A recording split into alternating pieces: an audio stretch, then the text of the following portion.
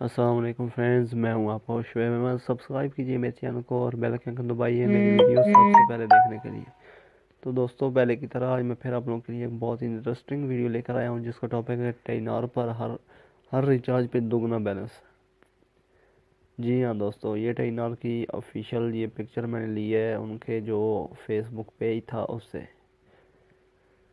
तो ये दोगुना बैलेंस किस तरह हासिल किया जाए, तो ये वीडियो आपने कंप्लीट देखनी है। वीडियो को स्किप नहीं करना, मैंने कोड बताना है, आपने वो डायल करना है तो आपको वो मिल जाएगा, ठीक है।